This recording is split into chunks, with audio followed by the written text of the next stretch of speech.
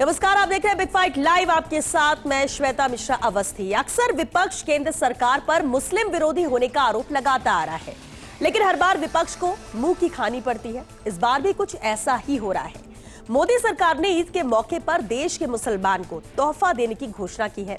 भाजपा अल्पसंख्यक मोर्चा ने सौगाते मोदी किट बांटने का ऐलान किया है।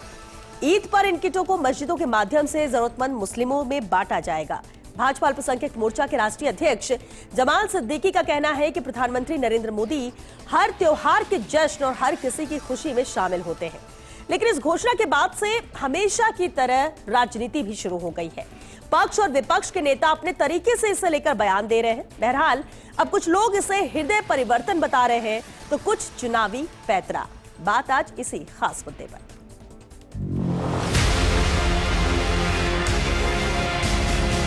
अब भारतीय जनता पार्टी के लोग आयोजन कर रहे हैं। मुझे लगता है कि अगर एक वोट भी उन्हें कहीं मिल जाए तो कोई भी आयोजन को कर उर्दू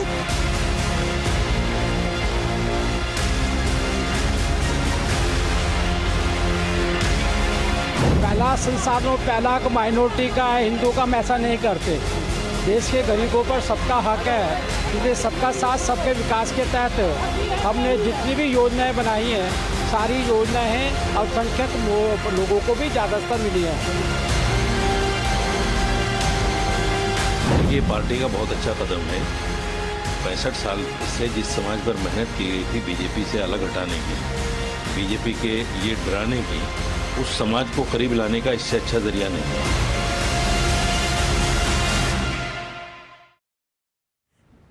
और चलिए इस खास मुद्दे पर चर्चा के लिए खास मेहमान हमारे साथ जुड़ चुके हैं। सबसे पहले उनसे रूबरू कराते हैं आपको। हमारे साथ हैं विक्रांत सिंह जी, विषय विशेषज्ञ हैं। विक्रांत जी, बहुत स्वागत है आपका। चर्चा में मौजूद है राजनीतिक विश्लेषक एकलव्य सिंह जी भी। एकलव्य जी, आपका भी बहुत स्वागत है। कुछ देर में और मेहमान भी हमारे साथ जुड़ेंगे और शुरुआत विक्रांत जी आपसे ही करते हैं, क्योंकि अक्सर केंद्र सरकार को लेकर हम सवाल की बात करें या फिर प्रधानमंत्री नरेंद्र मोदी को लेकर बात करें, मुस्लिम विरोधी होने को लेकर उन पर कटाक्ष किया जाता रहा है। उनके इस कदम को किस तरह से देखा जाए? क्या वास्तव में ये जो किट वितरित की जा रही है वो मुस्लिम परिवारों की मदद के लिए है, या राजनीतिक तौर पर इसे देखा जाए? देखिए, मुझे लगता है ये नरेंद्र मोदी की जो कार्यशैली है उसको प्रतिबिंबित करता है। वो एक संवेदनशील प्रधानमंत्री हैं और उन्होंने सबका साथ, सबका विश्वास, सबका विकास ये नारा दिया भी है और उसको चरितार्थ भी कर रहे हैं। और मुझे लगता है कि दरिद्र नारायण की सेवा भारतीय आदर्श भी रहा है। तो ये जो सौगात है ये 32 लाख निर्धन परिवारों को एम्पावर करने की दिशा में एक और कदम है। और ऐसा नहीं कि ये पहला कदम है। मोदी सरकार समय समय पर मुस्लिमों के अपलिफ्टमेंट के लिए, एम्पावरमेंट के लिए अलग अलग योजनाएं लाती रही हैं। जैसे national minority development finance corporation schemes हैं जो उनको इकोनॉमिक अपलिफ्टमेंट के लिए काम करती है। Maulana Azad national fellowship scheme है, scheme for leadership development of minority women, national minority welfare schemes है, शादी मुबारक स्कीम है। ऐसी कई सारी मुस्लिम्स, हायर एजुकेशन के लिए भी उनको स्कॉलरशिप्स दी जा रही हैं। इस तरह के कई सारे प्रयास वहां से किए गए हैं, लेकिन विपक्ष सफलतापूर्वक एक नैरेटिव गढ़ रहा है कि जो सरकार है वो मुसलमानों के अगेंस्ट है और एक तरह का भय का वातावरण बनाने की कोशिश की जा रही है। मुझे लगता है एक बहुत अच्छा प्रयास है सरकार की तरफ से कि एक कदम आगे बढ़ाया जाए, ताकि मुस्लिम समाज के अंदर जो एक हैट्रेड क्रिएट हो गई है बीजेपी के लिए या बीजेपी विचारधारा के लिए या बीजेपी नेताओं के लिए, वो शायद कुछ कम होगी। अभी मैं एक न्यूज चैनल पे देख ही रहा था, एक मुस्लिम भाई था, वो वहां कह रहा था ना दूरी है ना खाई है, मोदी हमारा भाई है, इस तरह का। तो मुझे लगता है कि एक नैरेटिव को चेंज करने में बीजेपी को बहुत बड़ी सफलता मिलेगी अगर ये स्कीम्स को अच्छे से पॉपुलराइज कर पाए। ठीक है एकलव्य जी, अब सवाल ये उठता है कि अगर मुस्लिम विरोधी एक तरफ कहा जा रहा है और जिस तरह से विक्रांत जी कह रहे हैं कि एक नैरेटिव सेट कर दिया गया था, क्या उस छवि को बीजेपी या केंद्र सरकार तोड़ने में कामयाब हो पाएगी इस स्कीम के जरिए? देखिए, 2-3 एस्पेक्ट और दूसरे एक और अहम सवाल है। आरजेडी सांसद जिनका ये कहना था कि ये सिर्फ अपने प्रचार प्रसार के लिए किया जा रहा है, मोदी जी को तो बस अपनी फोटो छपवाने की आदत है या उन्हें ये पसंद है, जो इस तरह के बयान भी आ रहे हैं विपक्ष की तरफ से, उस पर भी एक कमेंट जरूर चाहेंगे। देखिए श्वेता जी, इसके मनोज झा ने ये कहा था जी, 2-3 एस्पेक्ट्स हैं इसके श्वेता जी। एक तो मुझे तो लगता है कि आपका जो चैनल है वो भी थोड़ा सा इस झांसे में आ गया, क्योंकि ये अल्पसंख्यक मोर्चा कर रहा है और जिस तरह का विपक्ष जिस तरह का प्रचार करता है इस टर्म को ही लेके मैं पूछना चाहता हूं कि क्या अल्पसंख्यकों का मतलब इस देश में सिर्फ मुसलमान होता है? बीजेपी जो यहाँ पे बांटने की बातें कर रही है, कपड़े हैं, खाना है, क्या बुर्खा बांट रही है क्या, या टोपी बांट रही है? क्योंकि ईद, गुड फ्राइडे और बैसाखी नहीं, ये वो तीनों जो ही भी पर्व है, है, ये तीनों ही पर्व है। स्कीम किसके लिए है? हाँ। अल्पसंख्यकों के लिए है ना? क्या वहां पे किसी ईसाई गरीब को आना मना है, किसी बुद्ध गरीब को आना मना है? नहीं। तो जिसके लिए भी अल्पसंख्यकों के लिए है ये स्कीम। तो एक एस्पेक्ट तो इसका ये है। दूसरा, अगर मुसलमानों के परिप्रेक्ष्य में भी श्वेता जी अगर हम बात करें तो इसको भी समझना बहुत आवश्यक है कि देखिए ऐसा है कि विपक्ष की जो पार्टियां हैं, मेनली कांग्रेस, ऐसा तो है नहीं कि उनका मुसलमानों पे कोई कॉपीराइट है। बीजेपी एक राजनीतिक दल है और वो अपनी, जैसे कहते हैं, एक पॉलिटिकल आउटरीच जो होती है वो इस देश के 20% वर्ग को छोड़ेगी क्यों? और 20% मैं इसलिए कह रहा हूं क्योंकि मुसलमान और अन्य जो अल्पसंख्यक धर्म या समुदाय हैं उनको मिला के कह रहा हूं, तो वो उनको उस 20% को क्यों छोड़ेगी? आपने अगर रिसेंटली देखा हो तो गुजरात में जो निकाय के चुनाव हुए हैं वहां पे कांग्रेस से ज्यादा बीजेपी के टिकट पे मुसलमान जीत के आए हैं।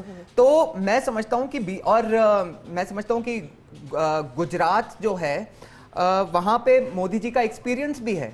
आज वहां के अधिकतर मुसलमान एक डेवलपमेंट या विकास की धारा से जुड़े हैं और शायद अब इसी को बीजेपी जो है जैसे कहते हैं कि एक केंद्रीय स्तर पे या पूरे भारत के स्तर पर शायद रेप्लिकेट करना चाहती हो इस मॉडल को।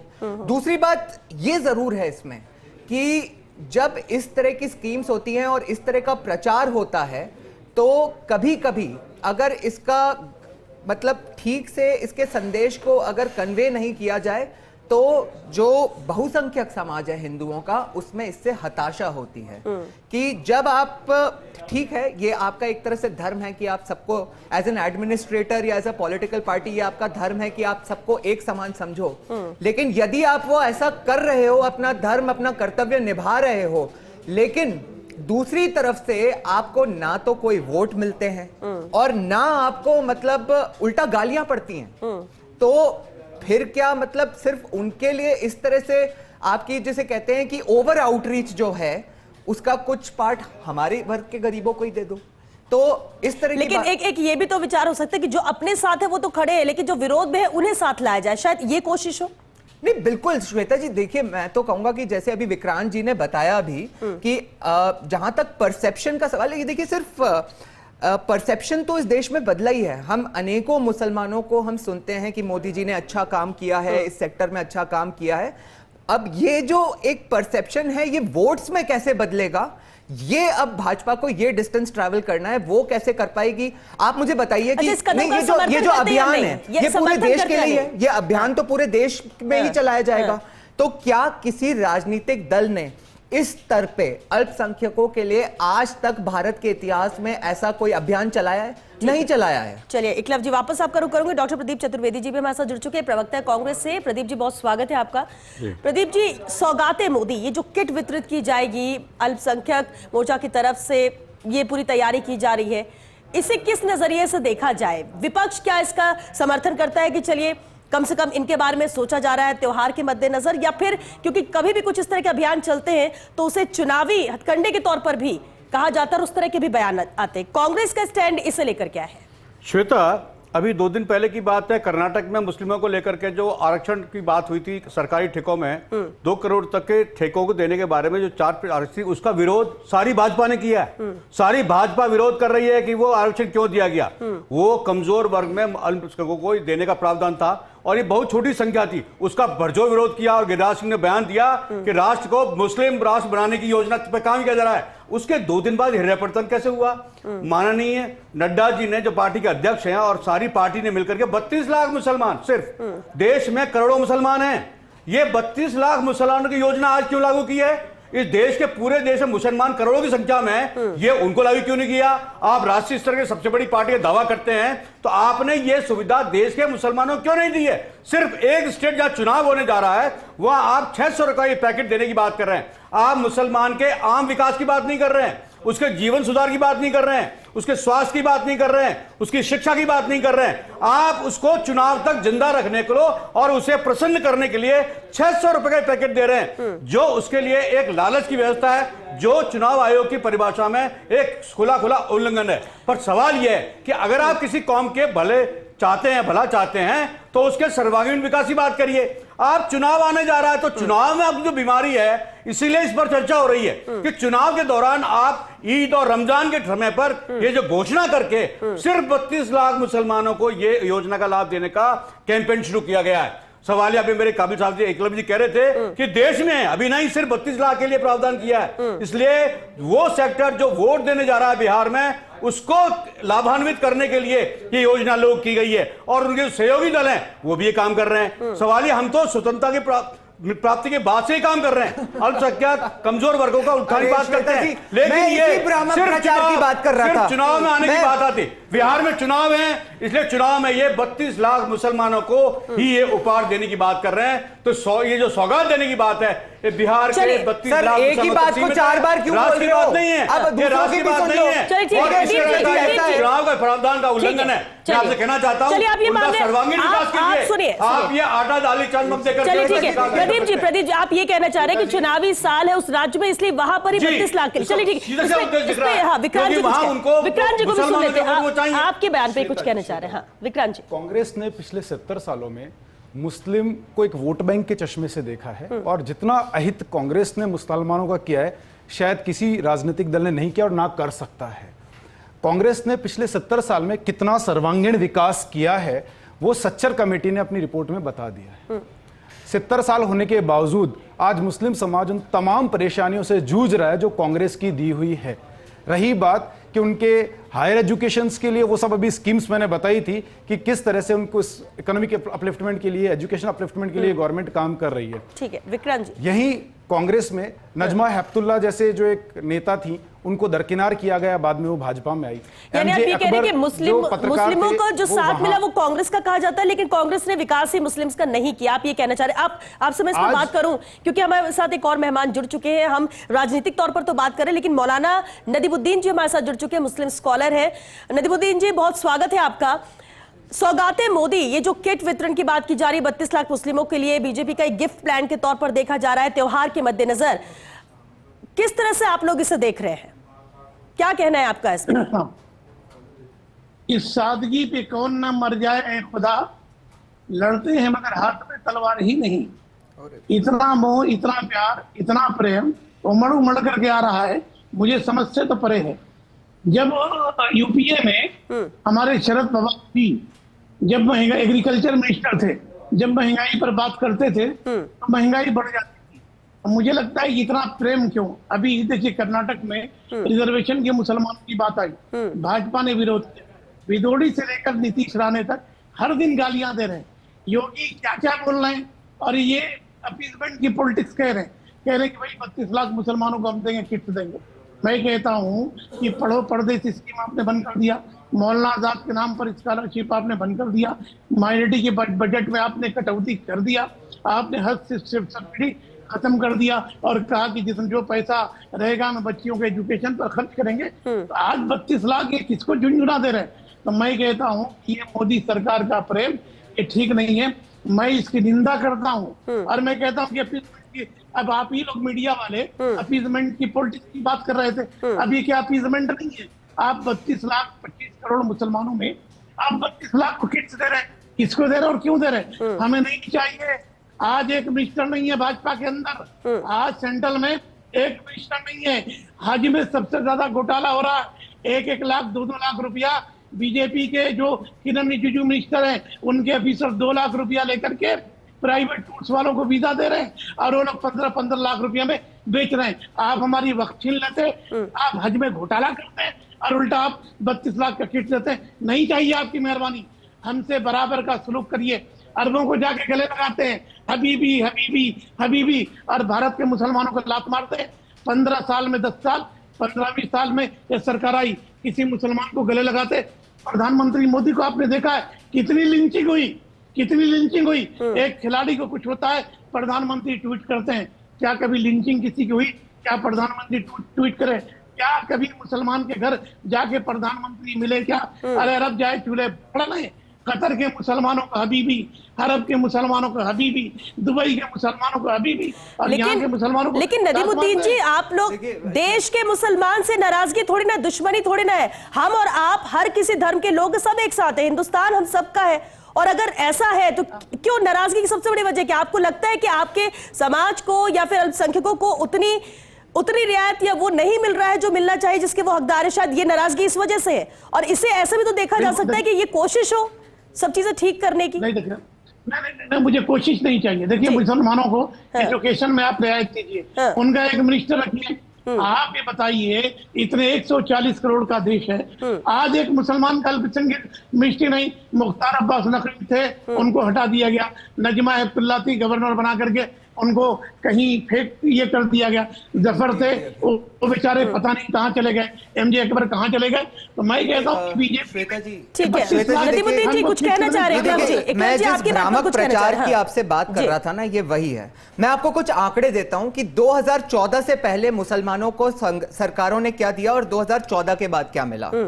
जो स्किल्ड ट्रेनिंग होती है ना, स्किल्स की जो ट्रेनिंग होती है, 2014 से पहले जो टोटल मुसलमान ट्रेन करे गए थे इस देश में वो 20,000 थे, और 2014 से लेके आज तक कितने करे गए हैं? 20 लाख। जो 2014 से पहले इस देश में कितने मुसलमान गवर्नमेंट जॉब्स में थे? 5%। आज 10 सालों में कितने हैं? 10%। 60 सालों में कितने मुसलमानों को पढ़ाई के लिए स्कॉलरशिप दी गई? 3 करोड़। पिछले 10 सालों में कितने मुसलमानों को दी गई? 5 करोड़। आज उनको फ्री यूपीएससी की कोचिंग दी जा रही है। उससे पहले मुसलमानों की 2014 से पहले जैसे गर्ल चाइल्ड की जो स्कूल ड्रॉप आउट रेट कहते हैं ना, वो थी 70%। आज की डेट में वो 30% पे आ चुकी है। प्रधानमंत्री आवास योजना में जिस समुदाय की जो टोटल पॉपुलेशन में 14% है, उसके 36% बेनिफिशियरी मुसलमान हैं। प्रधानमंत्री की जो शादी शगुन योजना है, उसमें वो एक स्कीम है गर्ल्स के लिए, जिसमें कि अगर यदि वो अपना ग्रेजुएशन पहले पूरा कर लेती है शादी से, तो उनको 1 लाख रुपए सरकार देती है। मैं आपको पूरी जिम्मेदारी से बता रहा हूं श्वेता जी कि मोदी ने जितना मुसलमानों के लिए किया है, इस देश के किसी प्रधानमंत्री ने नहीं किया। अगर इतना बेनिफिट मिला है तो फिर ये क्यों कह रहे हैं नदीमुद्दीन जी? यही भ्रामक प्रचार है। अभी कांग्रेस प्रवक्ता आपको बता रहे थे ना कर्नाटका के बारे में, वहां पे जो करा जा रहा है वो असंवैधानिक है। ये खुद जानते हैं कि वो कॉन्स्टिट्यूशनली स्टैंड नहीं कर सकता। टेंडर्स में धार्मिक आधार पर रिजर्वेशन नहीं दिया जा सकता, लेकिन इनको बस खास समुदाय को एक मैसेज देना है कि आपके बेनिफिट के लिए हम संविधान के दायरे से बाहर जाके भी आपको बेनिफिट पहुंचाएंगे। यही होता है दुष्प्रचार और भ्रामक प्रचार। एकलव्य जी, क्या है एक्चुअली यहाँ पे जो कट्टरपंथी मुस्लिम्स हैं, मौलाना हैं और कांग्रेस, इनका गठजोड़ है। ये चाहते हैं कि मुस्लिम समाज और पसमानदा समाज वो हमेशा से बैकवर्ड बना रहे, ताकि वोट बैंक बना रहे। अगर वो पढ़ लिख गए, स्किल्ड हो गए, तो फिर वो सोचने लगेंगे, और सोचने लगेंगे तो उनको पता चलेगा कि दुनिया में किस तरह का बदलाव हो रहा है। आज सऊदी अरब के अंदर बदलाव की बयार बह रही है। वहीं हम देखें टर्की के अंदर पिछले 3 दिन से तैयब एर्दोगन के अगेंस्ट डेमोन्स्ट्रेशंस हो रहे हैं, वहां पे बदलाव निकल करके आ रहा है। अफगानिस्तान, तालिबान अपने आप को बदलने की बात कर रहा है। ईरान के अंदर एक बदलाव की बयार आ रही है, लेकिन भारतीय मुसलमान अपने आदर्श पाकिस्तानी इस्लाम में ढूंढता है। समस्या यहाँ है। आपके चैनल के माध्यम से एक सरल सा सवाल पूछना चाहता हूं। आपके इस पटल पे भी मैंने देखा था कांग्रेस के प्रवक्ता आते थे और ऐसे संविधान लहराते थे। राहुल गांधी जी ने बोला कि SC STs का आरक्षण खत्म हो जाएगा और इस देश का संविधान बदल दिया जाएगा। आज मैं इनसे पूछना चाहता हूं, ये कर्नाटका में जिन SC STs ने बीजेपी को 240 पे पहुंचाया और इनको 50 से 99 पे पहुंचाया, आज उनका अधिकार काट के मुसलमानों को क्यों देना चाहते हैं? ये प्रदीप जी कमेंट, क्योंकि वक्त भी खत्म हो रहा है। प्रदीप जी, जहां तक एकलव्य जी बात कह रहे हैं, मैं उनसे कहना चाहता हूं कि आपके 5 मुख्यमंत्री कर्नाटक में रहे, 5 भाजपा के मुख्यमंत्री, येदियुरप्पा, कुमारस्वामी, ये 5 मुख्यमंत्री 30 साल तक रहे, और ये प्रावधान 30 साल पुराना है, आज का नहीं है। टेंडर्स में किसी ने नहीं बदला, झूठ बोल रहे हैं, किसी ने नहीं बदला, ये फैक्चुअली गलत बात बोल रहे हैं। और 5 मुख्यमंत्री चले गए। सवाल वही है कि कांग्रेस अपनी विचारधारा में जिन तबकों के साथ उनका कमिटमेंट है, उनका कल्याण के लिए काम कर रही है। आजादी से लेकर रही है। और सवाल ये आप पेरोल पर हैं बीजेपी के, आप बीजेपी के पेरोल पर हैं, कांग्रेस आप मत कीजिए, आप राजनीतिक विषयों पर बीजेपी की तरफदारी कर रहे हैं, आप एकदम सही बोल रहे हैं। आपकी मजबूरी है कि आप जो बोले जा रहे हैं। प्रदीप जी मैं आपसे एकदम कहना सही चाहता बोल हूं, रहे हैं। कांग्रेस स्वतंत्रता प्राप्ति के बाद से अब तक आपकी बात गरीब तबकों के साथ अपने उनके लोगों के लिए काम कर रही है और आज भी प्रतिबद्ध है। प्रदीप जी एकदम सही बोल रहे हैं। ये कांग्रेस की विचारधारा की बात कर रहे हैं। कांग्रेस की विचारधारा जो इन्होंने अपने संस्थापकों से लिए डिवाइड एंड रूल पॉलिसी, वो इस समाज को तार तार करना चाहते हैं, बांटना चाहते हैं, कभी हिंदू मुस्लिम के नाम पे, कभी जातियों के नाम पे। इसलिए जाति गणना की भी बात करते हैं और इस मुस्लिम अपीजमेंट को इस हद तक ले जाते हैं कि इसका रिएक्शन नदीमुद्दीन जी एक फाइनल कमेंट जाएंगे। नदीमुद्दीन जी वक्त खत्म हो रहा है। देखिए सुनिए, ये बीजेपी के प्रवक्ता निहायत ही झूठे आदमी है। ये आंकड़े बता रहे थे कि कितने मुसलमानों को घर मिला, 5% भी मुसलमानों को घर नहीं मिला। यूपी के अंदर मेरा सर्वे श्वेता जी, आपके पटल पे एक नंबर का सफेद झूठ बोल रहा है ये आदमी। इसीलिए कहता हूँ मदरसों में पढ़ाई करने की जगह स्कूल और कॉलेज में जाके पढ़ाई करा करें। एकलव्य इस भाषा का इस्तेमाल मत करो। एकलव्य इस भाषा, वो भी पैनलिस्ट है यार, आप ऐसा मत करो। तो सफेद झूठ यहाँ पे बोलेंगे तो काउंटर नहीं करूंगा क्या? बोलने का मौका दो यार, मुसलमानों को घर नहीं मिला है, झूठ बोल रहे हैं आप। राजनीतिक पब्लिश डेटा है, इस तरह से आप इस तरह से बोलने का प्रयास नहीं बोलूं, रोकने का प्रयास नहीं, उचित नहीं, उचित नहीं है। मैं तुमसे कहना चाहता हूं वो भी पहले से है, ठीक है प्रदीप जी एक सेकंड बोलिए, मेरा भी नहीं वो कर रहे हैं, वो अपनी बात कर रहे हैं, आप बीजेपी प्रवक्ता है, उन्होंने किसके लिए कहा? उन्होंने मेरी बात पे टिप्पणी की। आप बीजेपी प्रवक्ता नहीं हो, उन्होंने ये कहा आप बीजेपी के प्रवक्ता नहीं हो, उन्हें तो बोलने आप अपनी दीजिए। उसी हैसियत से बात करो। जिनके लिए आप बात करो उन्हें बोलने भी तो दीजिए। नदीमुद्दीन जी आप अपनी बात रखिए क्योंकि सिर्फ 30 सेकंड है। नदीमुद्दीन जी देखिए, पढ़ो परदेश स्कीम इन लोगों ने बंद कर दिया। मौलाना आजाद के नाम से जो स्कॉलरशिप दी जाती थी उन्होंने बंद कर दिया। आज ये कहते हैं कि मुसलमानों को राशन देते हैं, 80 करोड़ लोगों को राशन मिलता है, 20 करोड़ मुसलमान है, 2 करोड़ लोगों के पास भी बिलो पॉवर्टी का कार्ड नहीं है। देखिए, भाजपा झूठ की एक फैक्ट्री है। भाजपा को नफरत करना, ये कह रहे हैं कि हम कट्टरपंथी है। विदुड़ी जो माँ बहन की गालियां देता है वो कट्टरपंथी नहीं। नीतीश राणा मस्जिद के अंदर घुस करके मारने की बात करता है, कट्टरपंथी। मंगलसूत्र उतारने की 15 मिनट की बात कर, वैसी भी कट्टरपंथी है ना। चलिए ठीक है, क्योंकि वक्त खत्म हो रहा है। एक मिनट देखिए श्वेता जी, इन्होंने अभी 2 बातें आपको कही। एक तो स्कॉलरशिप्स की बात करी, उसका मैंने आपको गवर्नमेंट डेटा यहां पे रखा कि 2014 से पहले टोटल मुसलमानों को पढ़ाई की स्कॉलरशिप्स 3 करोड़ दी गई थी। पिछले 10 वर्षों में 5 करोड़ दी गई हैं। अरे क्यों झूठ? घर के बारे में इन्होंने अभी झूठ बोला आपके यहाँ पे। मैं आपको बताऊं कि यही दुष्प्रचार और भ्रामक प्रचार है जो बीजेपी की इतनी ज्यादा आउटरीच के बाद भी इनको। आज देख लीजिए, वक्फ अमेंडमेंट बिल आ रहा है ना, संशोधन का बिल, उसमें क्या है? जो गरीब मुसलमान हैं उनको अपना अधिकार दिलाने की बात कर रहे हैं, लेकिन ऐसे लोग ये बताना चाहते हैं कि जैसे सरकार ने कोई जंग छेड़ दी है इस्लाम के विरुद्ध। चलिए, बहुत शुक्रिया आप सभी का इस चर्चा में शामिल होने के लिए। और देखिए, अल्पसंख्यकों के लिए है तो ये कोई ये बात नहीं कहे कि जो सौगात है मोदी की बात कही जा रही, जो तोहफा दिया जा रहा है वो सिर्फ ईद पर नहीं है। त्योहार गुड फ्राइडे का भी है, बैसाखी भी है, सिख की भी बात यहां पर हो रही है, ईसाई की भी बात हो रही है और मुस्लिम्स की भी बात हो रही है। अब चलिए, इसे आप कैसे, कई लोग इसका स्वागत कर रहे हैं, कई इसके खिलाफ बात कर रहे हैं, कई इसके समर्थन में है। और ठीक है, जरूरत बहुत सारी होती है लोगों की, सरकार की तरफ से मदद क्या मिल पा रही है, लेकिन अगर कुछ मिल रही है तो उसकी सराहना करनी चाहिए, स्वागत किया जाना चाहिए। नहीं मिल रहा है तो उसको लेकर आप सवाल भी उठा सकते हैं, लेकिन कम से कम भ्रामक प्रचार नहीं होना चाहिए। आप स्वागत कर रहे हैं या नहीं कर रहे हैं, लेकिन इसका स्वागत वो लोग जरूर करेंगे जो जरूरतमंद है, जिन्हें इनकी जरूरत है, वो स्वागत जरूर करेंगे। लेकिन हाँ, होता है, आप राजनीतिक चश्मे से जब जब चीजें देखेंगे आपको नजर आएगा, और वो भी क्योंकि हमेशा चुनाव मोड में पूरा देश रहता है, कुछ महीनों बाद कहीं चुनाव होते हैं, और इसलिए किसी भी फैसले, किसी भी योजना को चुनाव से जोड़कर देखा जाता है। हालांकि देखना होगा कि इस सौगात का स्वागत किस तरह से करते हैं अल्पसंख्यक समुदाय। चलिए, इसी के साथ बिग फाइट लाइव में आज के लिए बस इतना ही। नमस्कार।